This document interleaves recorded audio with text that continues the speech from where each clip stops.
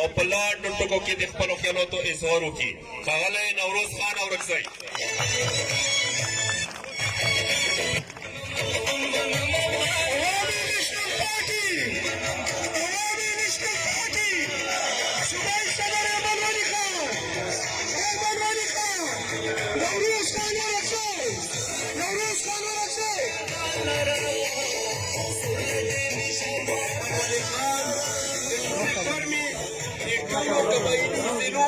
ملما د دا صرف د نوروز اورکزي او د بګن ملما نه داسې نه راووایو چې سپین غر ته آواز ورسېږي. عوامي نیشنل پارټي د ځوانانو سرلښکر ایمن ولي خان. مننه.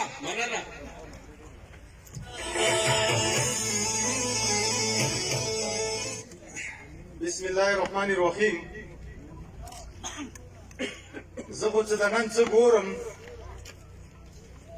او ټولو نه حواله د مو صوبایي صدر ایمن ولي خان صاحب ته د خپل د قوم طرفه او د خپل د کلي د طرفه د مشرانو او د سپین ږیرو د طرفه او د ګلالۍ ماشومانو د طرفه هغه ته زه د زړه د کومې هرکلی یم او هغه ته زه فخریالی یم.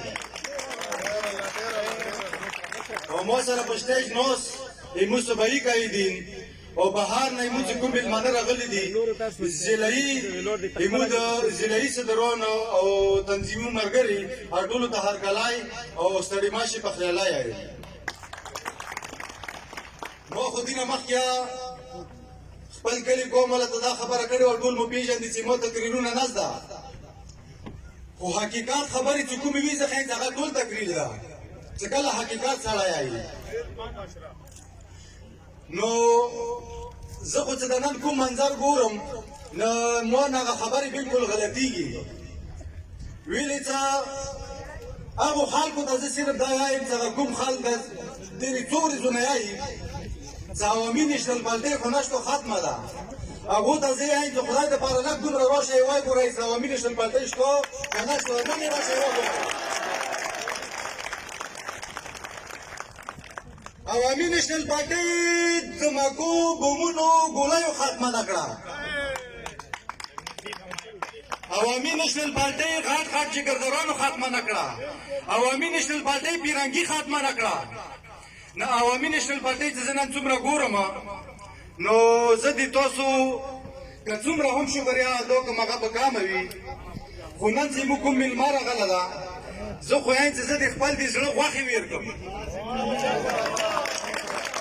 هغه ته زه د خپل زړه غوښې ویر کړم هغه به هم کمې وي. او بل زه د خپلو د کلي والا د قومو والا زه ډېره شکریا ادا کوم چې دوی ته کوم عزت راکړو. نو ما سره خو نور څه الفاظ نشته خو موږ د الله پاک همداسې په اتحاد او په اتفاق لري.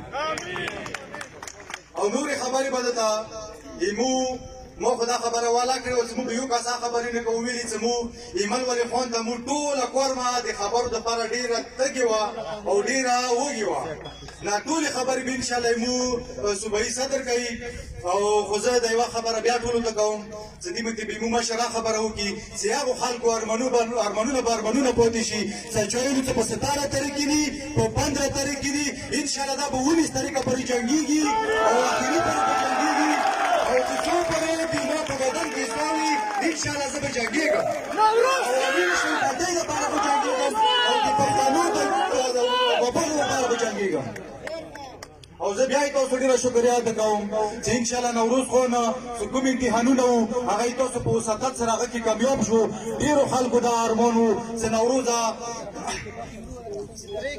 چې کومه زه دې کې دي مو چې کوم انتظامي ملګري دي او د سلران ملګري دي ایمو انتظامي دي پولیس والا ملګري دي هغه شکریا ادا کوو او د انتظامیه شکریا ادا کوو. او په اخره کې زه یو بیا د